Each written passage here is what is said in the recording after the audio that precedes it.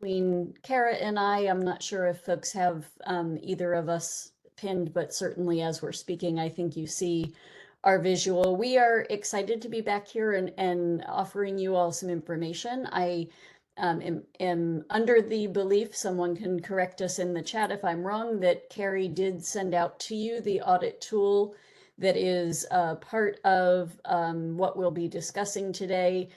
I want to give the spoiler alert and thank you, Carrie, for providing our bios so we don't have to go into that. But my spoiler alert is reaching students beyond orientation, particularly our upper class students and non-traditional students, has always been a challenge for as long as I've been in higher education. And unfortunately, we don't have the unicorn today that is going to attract those folks into your sessions. However, what we do have is an audit tool and some strategies we want to talk about, as well as inviting you to share information about how we can use auditing in the early days beyond our orientation to identify information and gaps that can help us with our decision making, to garner support in the community, and to plan for impact throughout the year. We invite questions and encourage you to use the chat, and we'll keep an eye on that, and happy to interrupt as we're going if there's clarification needed. And I believe there's an ability for you to chat to Kara privately if you want to be more anonymous in sharing your question and have a question asked out. So please don't hesitate on that front. The Prevention Outreach Audit Checklist is really a tool to help tell your story, that organizing the information about what's already been done and looking at it in one place about the ways that you are providing outreach. Is it in person? Is it virtual? If it's virtual, is it synchronous or asynchronous? What sorts of passive opportunities are being provided? And if there are details that you can gather about the nature of outreach, was it awareness building, knowledge building, skill building, efforts for practice and behavior change, or some combination of those? What of the many topics are addressed? And looking across that to identify how we can maximize work we've already done. Are there workshops that were provided in orientation that we can pull elements of that to create a passive campaign, or to further the learning to move from knowledge building to skill building, or skill building to practice and behavior change? Really identifying gaps and opportunities is the purpose of the tool, as well as thinking ahead about our various compliance obligations and the record keeping that helps with that. So without further, I'm going to pass it to Kara to talk about some of the broad considerations as we are midway through fall for most campuses. Thanks, Amy. And I'm happy to be here, everyone. And, I'm not just a co-facilitator today. I am now a user of the audit checklist. And I've been telling Amy how useful it is, because all of us can be very busy. We are very busy, and it's so easy to, I was going to say fall into the trap, but it is, which is why we're here today, of just like, okay, I've done that, what's next, and do it without like a strategic plan, without thinking more broadly. And so the tool, if you take the time to complete it, which wasn't that hard, honestly, once I sat down to do it, and I'm at a center that has a number of staff, and so we have grown over the years, and we have many programs, but I've got them in there, and it's working well for me, so I'm happy to tell you guys about it. But when Amy and I started talking in preparation for this, we realized, like, okay, where's all that noise coming from that is keeping us from identifying the gaps and telling our story as we go? Because on my campus, it can be very reactionary, where we're like, oh, there's some sort of quick ask for a data point, and I'm always digging and trying to put it together. And this is one way to make sure that you can pull it quickly, right? So it's just going to be efficient for you on an ongoing basis. It's organized, it's collected, it serves so many purposes. But we're sitting in maybe the middle towards rapidly approaching end of the fall semester, and still feel like we're catching our breath from orientation because we do so much of that information, awareness raising, tabling, orientation sessions. We launch our online module, which at my campus we require for incoming students. And so there's all of that hustle that is checking a lot of compliance boxes, which is great. We want to be doing that. And the audit tool can give you a point to like consider information overload. For example, October is Domestic Violence Awareness Month. If you don't know that, we've got a few more days. You can wear purple and observe and raise awareness. But that's one thing you might be trying to recognize and program around on your campus. October for us, is many awareness months, actually, a very busy time on campus. And so that was something that we were considering as we were programming and scheduling. And, the audit tool, if you get your programming in that, you can really track those seasonal trends as well. Halloween, maybe you need to program around that. For us, that's a really, alcohol consumption, lots of parties on campus, and we want to link holidays, not to bring everyone down, but we want to link the celebrations and violation of some of the alcohol policies we have on campus to the risk for sexual assault prevention. And this also is a way where we could just have this tracked. We have a football team. Football season also tends to have tailgates and other social activities involving alcohol on my campus around that. Homecoming, family weekend. It just enables you to do more than look at a calendar, right? So you're going to know these things are happening, but you can plan for them and around them and evaluate what you're doing, because it can be very easy to show up and table and do a lot of awareness raising and then look back and realize, okay, we're not doing that skill building that we need. We actually need to increase knowledge and learning on some key concepts.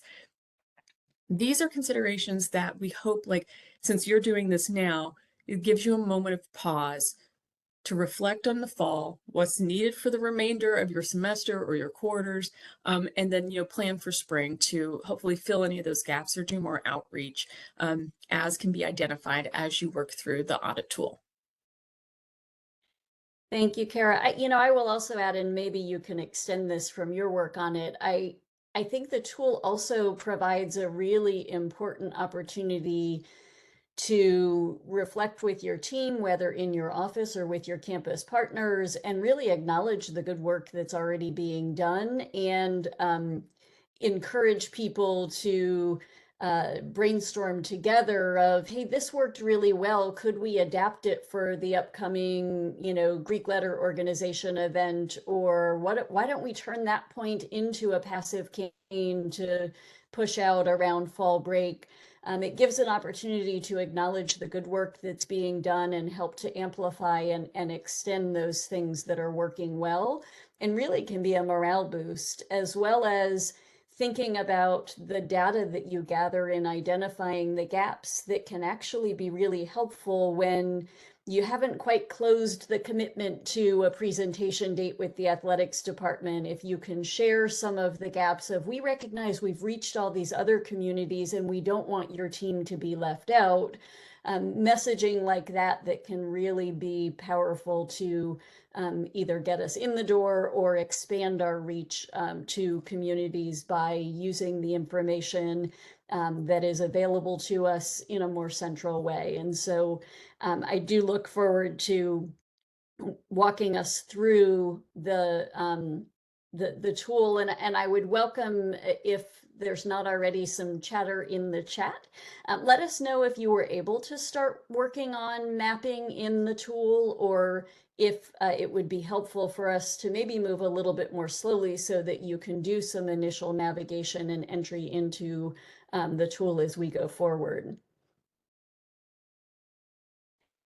So the Excel document that was shared out with all of you has various tabs across the bottom, and hopefully you've navigated through them. We've tried to make it as user-friendly as possible. The how-to page that provides information about utilizing the instrument and some messaging around starting this as an annual project that you could also look back on over time. The additional tabs are where you can keep a laundry list, if you will, of the types of content that already exist in your portfolio, and some specifics about how you've used it, whether it's been virtual, in person, if there are passive components, if there are specific audience types that the content was created for, as well as the content information or categories, and all of that is mapped to the second to last tab, prevention and training compliance, points to some of the specific regulations and the information that we're trying to help with making sure that we're meeting our compliance obligations. These are at the federal level, but also pointing to the Changing Campus Culture Initiative and things that may be on your campus. You could add information of what are some of the highlights there, so you've got a clear reference, particularly if you have a team that you're sharing this information with. If you take the Excel document, if you're a Google platform campus, and upload it as a sheet so that it can be shared for reference and people can add in an ongoing way.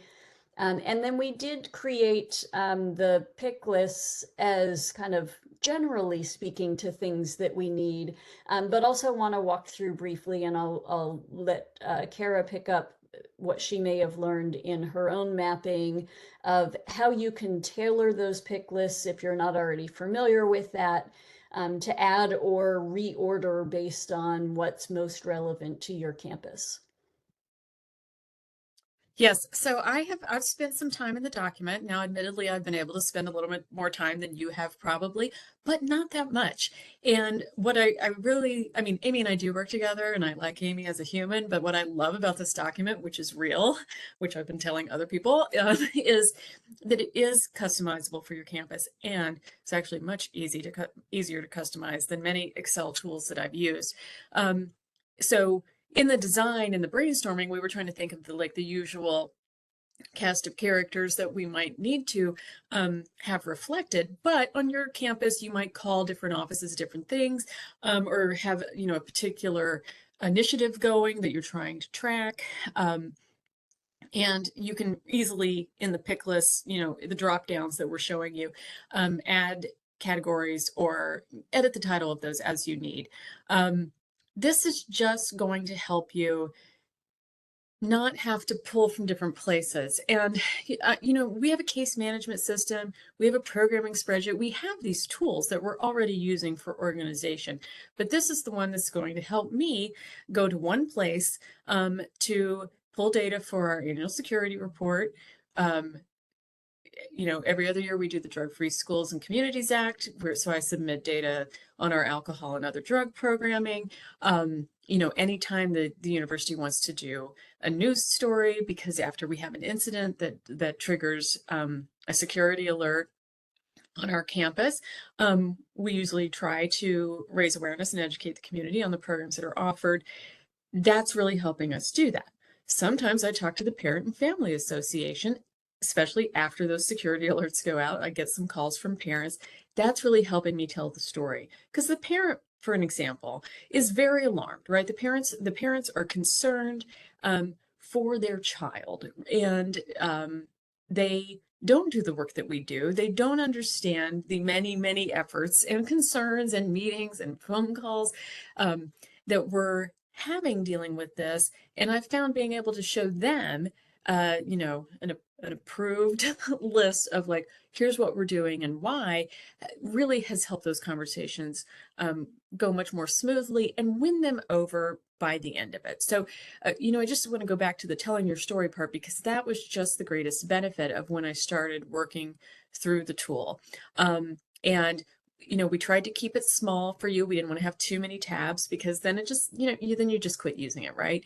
And you can use those as is, or again, you can customize those as needed. But the time you take to enter it is going to help you communicate with senior leaders. Anytime you might need to submit something, our department's news and communications, so I work with them. I recently just did this for our student publication, who were asking what we were doing for for Dating and Domestic Violence Awareness Month. And so, I was able to pull a list of programs.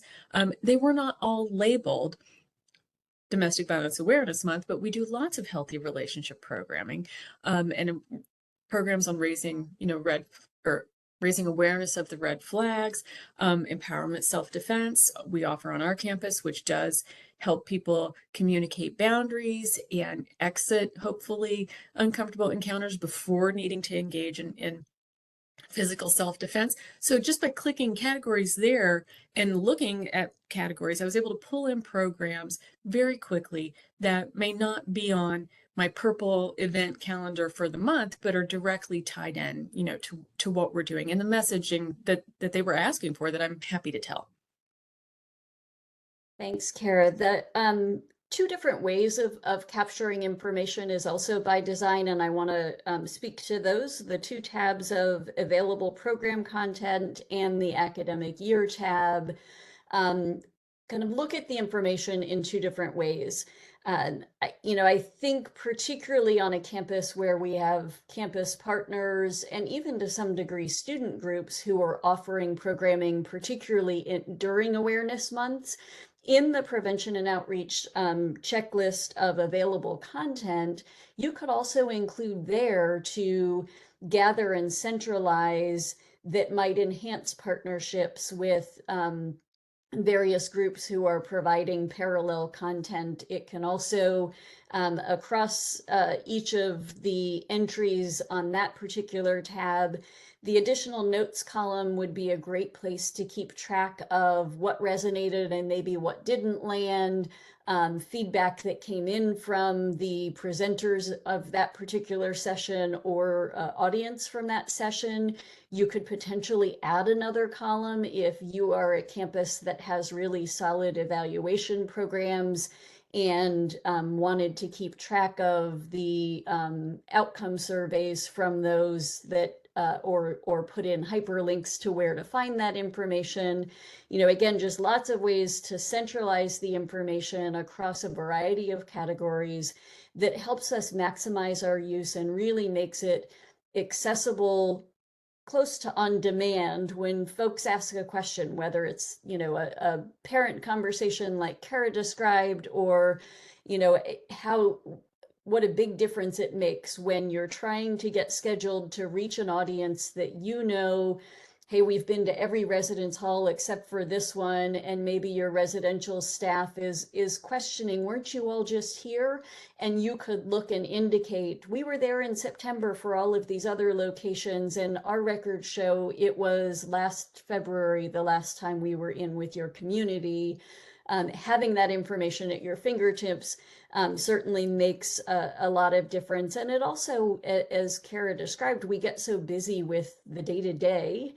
The hope is that keeping a running checklist also makes it easier to work smarter, not harder, that we can look at this list and say, oh, we've done that in an in-person way. I wonder if there's a way to make it an asynchronous opportunity that we can push out as we are headed into break and want to provide people a reminder of this information.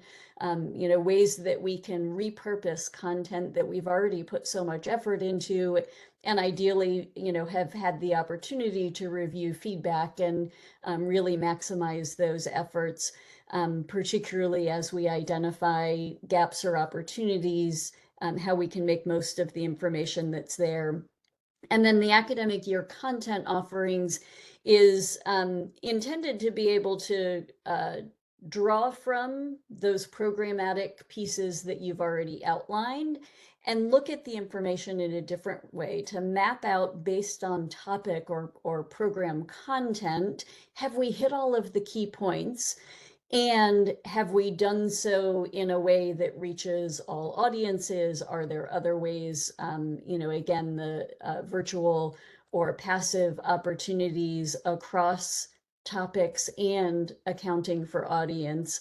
It is an important piece of looking at what have we hit and where are the gaps that we need to be thinking about as we plan for later in the semester or in the second semester or quarters, if that's what your school is working on, looking ahead at what needs to be prioritized, where there may be some gaps, and Again, really highlighting for your team and the teams that you work with where we're making good progress and where, hey, we recognize this and here's our strategy we've already thought through, here are the materials.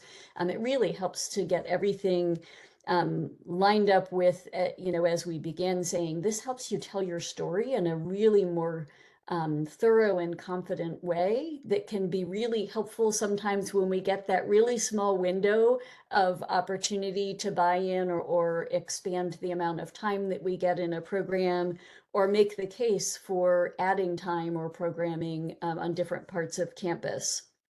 There's opportunity on this page as well to look at what are some of the resources that we are offering to and other tools. Again, looking at the different ways your campus may use passive opportunities, and can we take that poster and turn it into an Instagram reel or some other social media piece that can get pushed out in different ways that, again, is maximizing the use of things that we've already created. I can give you like a recent real life example of how I've been using it. And it's not that the information doesn't exist in other places. Okay. All of the programs are on my calendar, but when I'm using my Outlook calendar for me, I'm seeing, Greek potential new member education.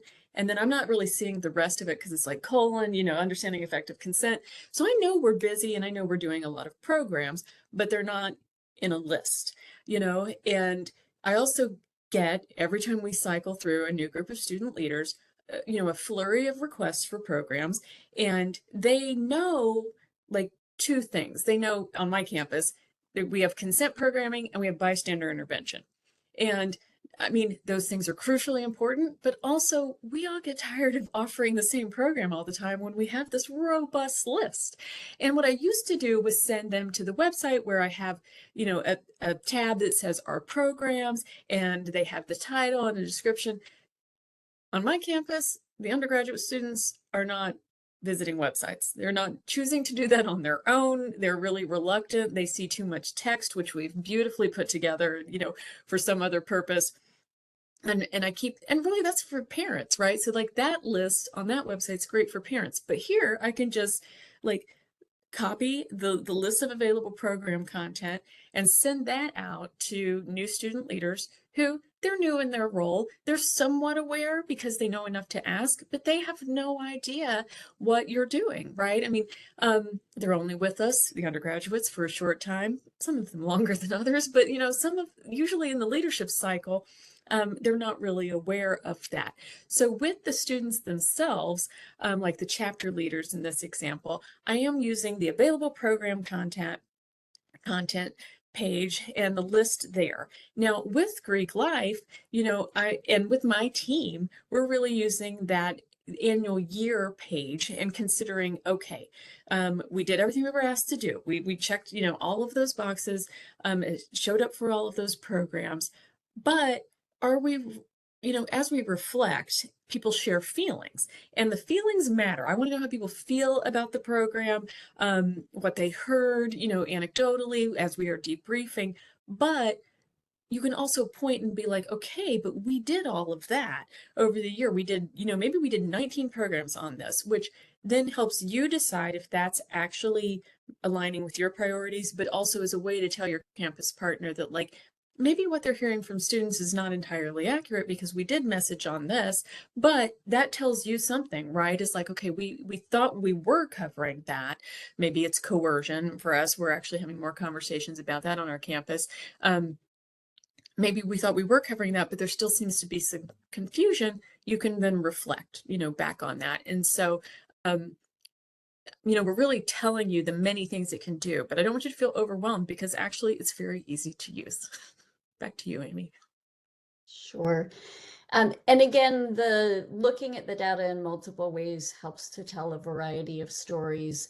The pick lists, as we mentioned, are able to be tailored, and you certainly could add additional columns with additional pick lists if there are things on your campus that would be helpful. I'm imagining some of the larger institutions may want to tailor undergraduate, graduate, professional schools or different types of audiences, a really active and group heavy campus might want to add in their audience list another column that gets specific about which campus groups. Is it a Greek letter organization, or specifically which among the Greek letter organizations, or what types of groups are being reached?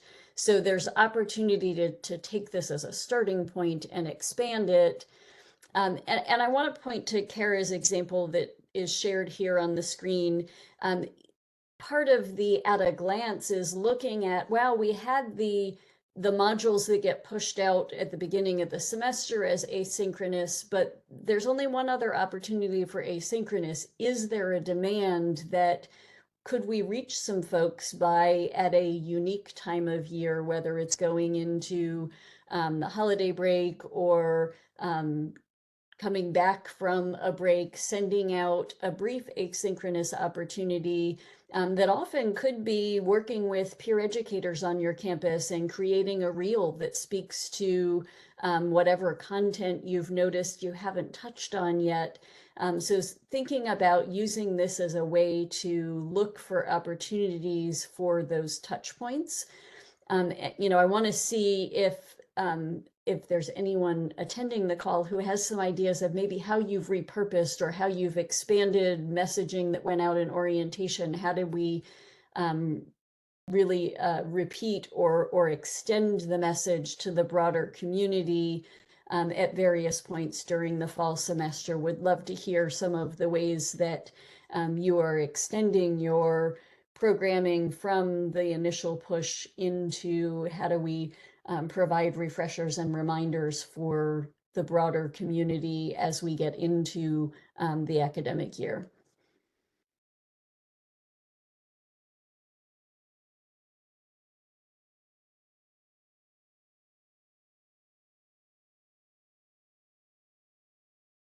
And I invite anyone who has a win you want to share or an idea that you are hoping to implement, you can unmute or use the chat to let us know. I can share. This is Megan Hollowell from the Christ College of Nursing. Great. So I'm Dean of Student Affairs and Title IX Coordinator, and we are a very small campus of less than 800 students, 93% of which are women, and we're a commuter campus. So one of my challenges is that we don't have a lot of these issues on campus, but of course we want to support and make them aware because they are out in the community and on other college campuses. But something that I've been excited about this year is bystander intervention and how we can branch that out in so many ways. So of course, a lot of the messaging is around things like, sexual assault, but we've extended it also into, you can not only be a bystander there, a helpful bystander, but you can be a helpful bystander if you notice incivility, as an example, is a big topic in the nursing profession. So just helping them understand the ways that the tools and the things they learn as a result of this prevention training can extend into so many other areas of their lives, not just on our campus, but out in the community and on other college campuses that they visit. Thank you for that example. I appreciate that. And I, one of the things I was thinking as you shared that is, well, there are certainly some of the bystander programs that are by design specifically focused on interrupting sexual violence and power-based interpersonal violence. There are also some of the bystander programs and the premise of skills to intervene that absolutely apply in so many ways. And sometimes providing an example that's just slightly different really reinforces that the point of bystander intervention is recognizing problematic behavior, seeing your role in intervening, knowing what to do and taking action. And so to demonstrate that and provide examples, not just of opportunities for that, but enhancing the phrases or language that can be helpful to intervene. And some of those tips, as you repeat the messages, adding adaptations, can then lead to a campaign of different ways of providing complementary messages in a variety of ways, through passive offerings, through print, and adding taglines to other workshops that may be happening. So thinking about how to extend the message that can often generate students talking amongst themselves or seeing new ways to use the information. And I think that, again, the tracking of where we've been and what we've talked about can help to take that yes and approach. Yes, we've talked about this, and we want to add some other opportunities. I love that example about the nursing school, because bystander intervention really took off in our nursing program. And that's not true across our schools and programs. It just isn't. But they really saw the value. We've tailored the program to their scenarios. But that was one where the nursing school really got it, and there was so much buy-in that they have really taken it, and just continue to expand it in the ways that you're mentioning, right? So we definitely started it on my campus for intervening in situations at risk for sexual assault, and really probably narrowly alcohol facilitated sexual assault by an acquaintance. And it's grown from there. But this list can also help you tell the story of when you're being asked to do many things that are growing beyond the scope of your office. And this is a good story to tell, but also will help you ask for more staff, or raise awareness of other offices. Like, for us, and it was like our equity and diversity and inclusion programming, that we were getting the ask. And if I don't tell the campus partners that, like, look, they're really wanting to dig deeper on this and apply this more broadly, either you're left doing it, or your program, or what you thought was really important to talk about, can get derailed, or there's an opportunity for campus collaboration and expansion and new initiatives. There's a comment in the chat that from Veronica that we did a passive consent event called Trick or Treat, Consent is Sweet. We handed out goodie bags that had statements of asking for consent, as well as Halloween themed cards that brought attention to drinking safely and responsibly. I love that, and certainly the right time of year for the trick or treat example. And that is another way of thinking about the passive opportunities when you're tabling. Are there takeaways? A common one that has gotten traction in recent years are there stickers or magnets, either one that have information and QR codes for reporting or that sort of thing. But I love the idea of the candy that is always a way to draw people into the table, having a tag attached that provides information and some of those sound bites of passive education. I'm wondering if there's other premiums of that nature that people want to share that have worked well and that may attract across a broader community on your campus.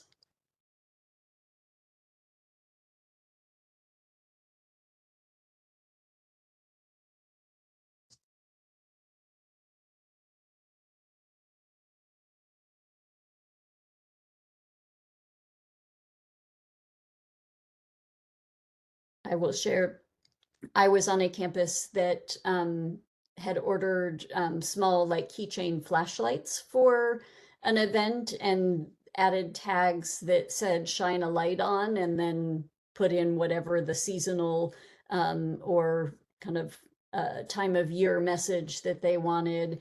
And that, again, is a relatively low cost and low effort, but can be, there's something useful. The flashlight is something that appeals to people that they come in and grab, and there's a takeaway.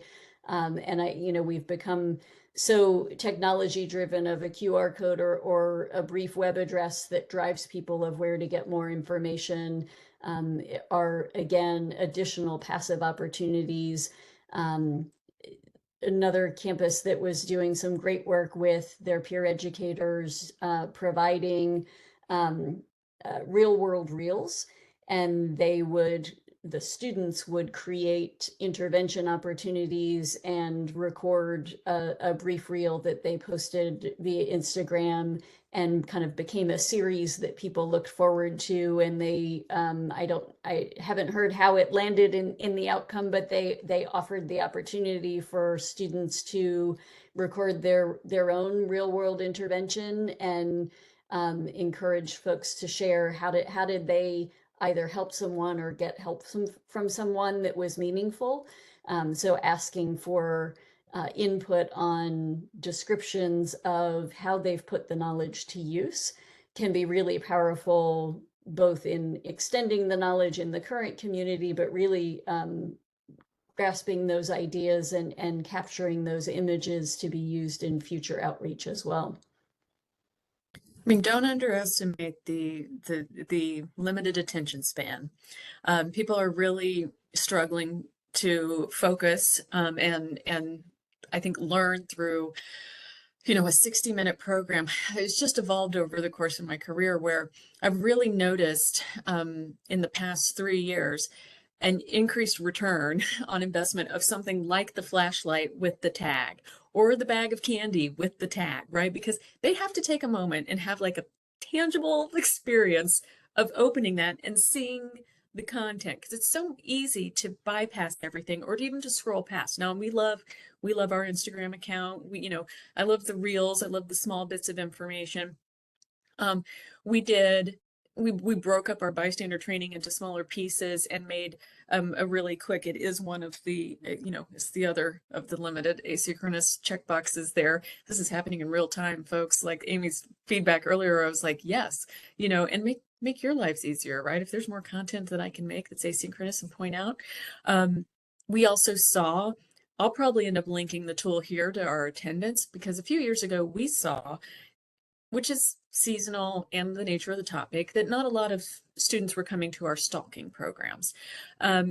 Stalking Awareness Month is January. That's a tough time, for us to get people to want to stay out in the weather, in the elements longer than they need to. They're kind of easing into coming back on campus for us. But we did a passive program. We did stalking awareness posters. I would really say that I was at that time kind of uncertain of the value of posters, but we saw, once we did the posters, right, a direct, like, significant increase in the number of calls to our hotline who were saying, I think I'm being stalked. They really weren't aware. They weren't coming to the program. It was another way to reach them, right? And, it'll be reflected on the audit tool of the many different ways you're engaging in prevention and compliance with your campus community. Thanks, Kara. I want to throw out to our attendees, for other examples. Is there something that you've done on your campus or seen on other campuses that maybe surprised you, the positive feedback, or that you hoped would go well, and have a real big win to share, of the types of outreach or the topics that have become the ebbs and flows of how you address them? Would love to hear some more idea sharing.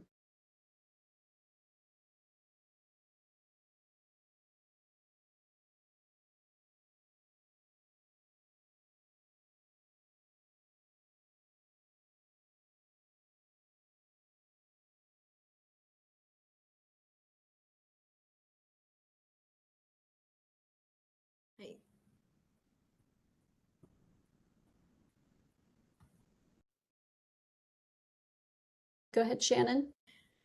Hi, we just did a healthy relationships panel just the other night, and actually that went so well. We were really pleased. We had 5 different faculty and staff couples participate, married couples, from newlyweds all the way up to a couple who'd been married for 52 years. And we worked through some questions that we had prepared ahead of time, and questions I had asked some of our student workers to look at with me. And then we opened it up for students to ask questions, to text questions in. And we called it the good, the bad, and the ugly. And we just worked through how did these couples navigate healthy relationships when they were dating and then leading up into their married life. And I think one of the things that surprised me about it was how many young men came, because we typically see that it's mostly our women students coming, but we had a lot of young men come, and actually they ended up asking the majority of the questions when it was opened up. So that was a really great thing. And so we're going to try to repeat it either once a semester or once every academic year. Thanks, Shannon. I love that idea. What a great panel. It also reminded me of a workshop that was done on a campus about online dating, and it was called Know When to Swipe Left, and talked about some of the red flags and some of the recommendations for protecting identity and sharing information in an appropriately cautious way, as well as providing some resources around, if you do choose to meet in person, some of the safety planning related to that. That was really well received in the community as well. So I love the idea sharing of different ways to talk about the topics that we are all sharing information about. Other ideas?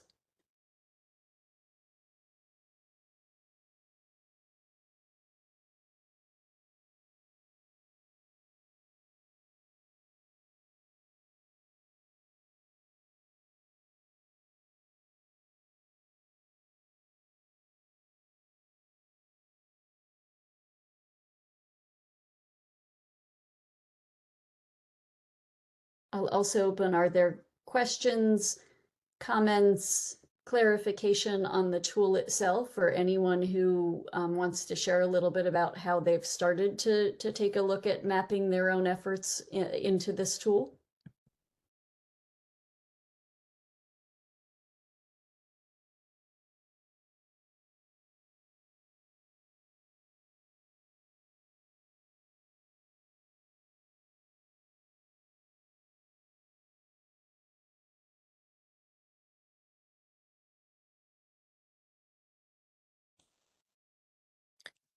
For us, and I was meeting with my assistant director of prevention, for us this week, we already were like, okay, in June and July, and we're creating our goals for the upcoming academic year. We always say, like, we want to increase outreach, and awareness for graduate and professional students.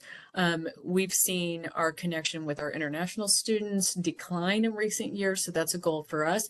This gave us a really, we put the list in and we can see, like, we haven't done it yet, right? And we're coming off the orientation and push for first year programming, during the red zone. Then we're doing, it's not that we're not busy, and it's not that I'm not reflecting the efforts of my team. It's not like what we're trying to say is do more and more and more. This was the right time to, like, take a moment, catch our breath, and realize we have not done anything August, September, and now October towards those goals, right? And so it was time to, like, revisit. And the document's just really great at illuminating that, right? So the audit tool does what it's supposed to do. And so that's, a conversation that I had, this week about it. That's going to enable us to plan probably in November and December, and then, really implement whatever we come up with in January. So we're not looking at it in April and realizing all the things that we haven't done.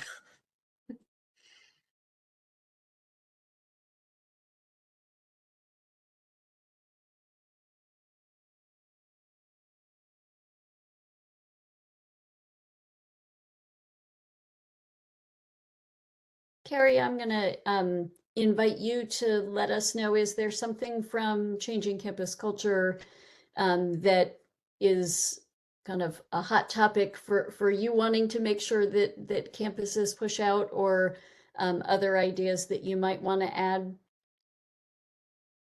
Well, thanks for the opportunity to, I guess, contribute at that. Well, we have been really doing a huge focus on community level prevention and understanding, that no, we can't silo ourselves in our prevention efforts. So I think it works very well with the tool and understanding, no one office or area has to carry all of this, although it feels like that, especially when you're on a smaller campus and or a community college environment where you kind of are having to wear multiple hats and whatnot. But how do we bring other campus prevention partners or other partners on our campus who are also focusing on prevention efforts, so that we can have, identify areas where we can work together and build our team and our cohesive messages and stuff to our campus community. Excuse me, I'm struggling with my words for a minute there. So that's something that I know that we've been putting a large emphasis on over the last couple of years and continue to do so. And I There's very also- much, Sorry. There's also an opportunity right now for our institutions to also invest in, regardless of where you're at with your prevention efforts. Even if you just are kind of trying to piecemeal little programs here or there together, as well as, or if you feel like you have a very robust prevention approach, we're offering vendor services at this point in time also to evaluate how that's going, what that looks like, and what are next steps for your institution. So I can be helpful for anybody who would like more information or needs to discuss that, to connect them with that vendor. thanks, Carrie. And on the screen is a QR code as well as my email address. If you haven't had a chance yet to start thinking about mapping your work into the tool and would like to schedule time next week to connect and talk through specifics or walk through the tool, other questions that you didn't get to ask today, welcome that opportunity and have provided some times to schedule for one-on-one brief consultation if that's of interest to folks. So make sure you take down that information or capture the QR code directly for scheduling appointments. I'm going to share my office website and our social media in the chat. I would really encourage others to do so. I think you don't know how good some of your ideas are and that you're just looking at it in a different way, than other humans at other campuses. I mean, I'm definitely going to be doing a panel with couples. I mean, I don't know why that's never occurred to me before. It's like we always do the healthy relationship programs, but have the couples talk. And we're seeing that increase. We're seeing that increase in male student traffic who come in and they want to talk to Otis one-on-one. I mean, it's interesting because they come in and they're like, they don't need an advocate, but is what they say. But they want to talk to somebody, and it's really about like that no one has taught them how to build and maintain a healthy relationship before. So, I mean, I just think there's a couple different ways to do that. I think I've been a partner with the Women's Center and do one for our, graduate students and postdocs, and probably, a different version for our undergraduate students. But I love that idea. Also, know when to swipe left. Thanks, Amy. I've written both of these down, so I'm going to post ours. We get so many ideas from following other Title IX and prevention offices and peer educators nationwide on Instagram. So I highly recommend that as well.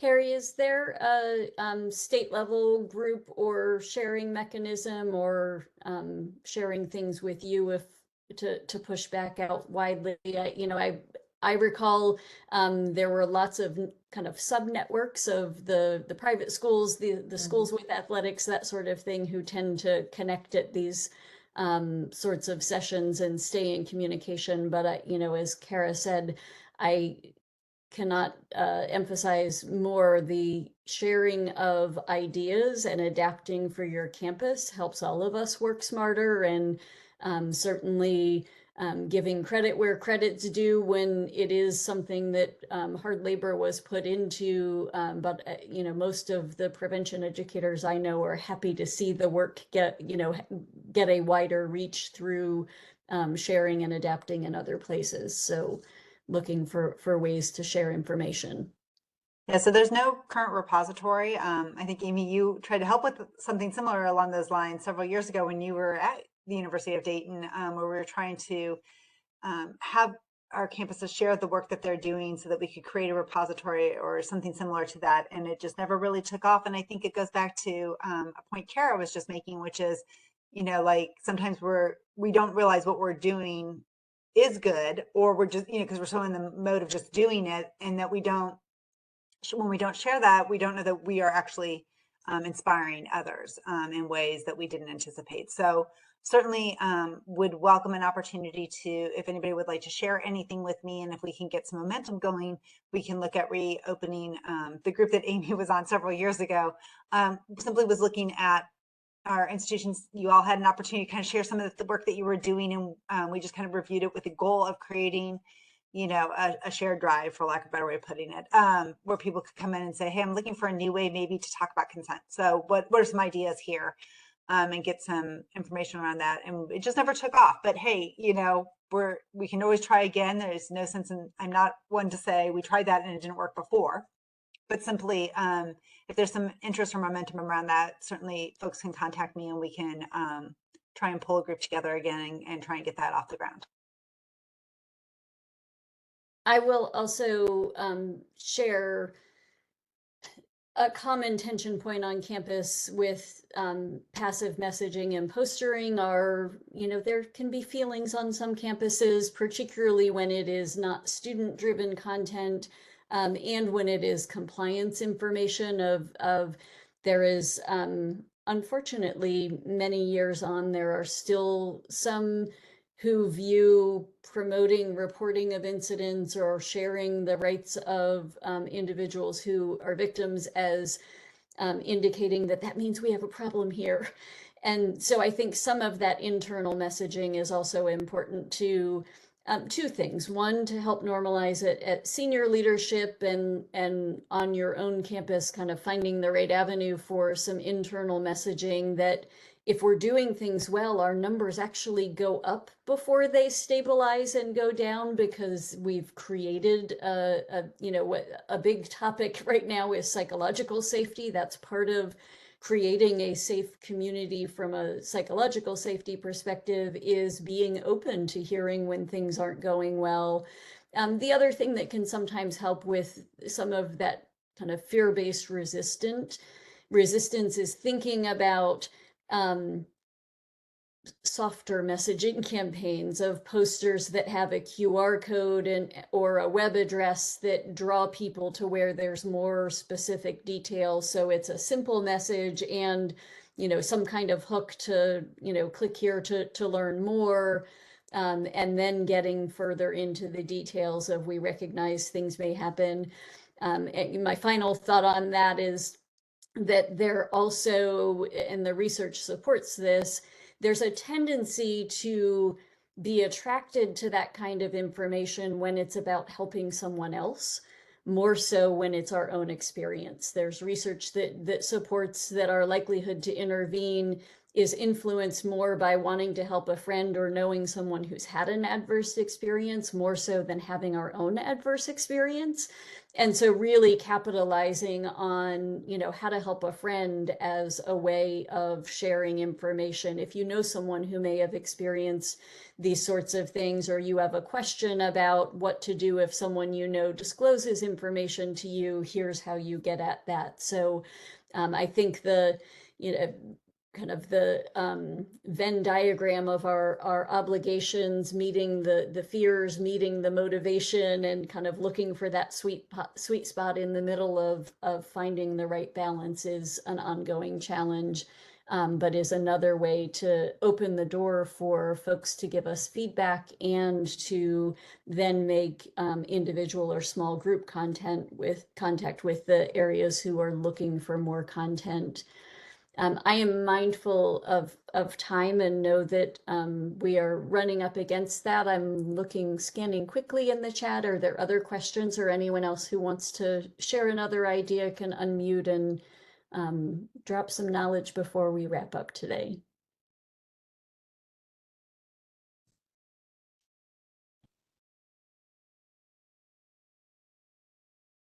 I'm going to do quick and just say thank you to both of you for your time and for your expertise today, and for making yourself available as well after this for any one-on-one conversations that need to take place. We so appreciate the work that you do and continue to do to challenge us here in Ohio.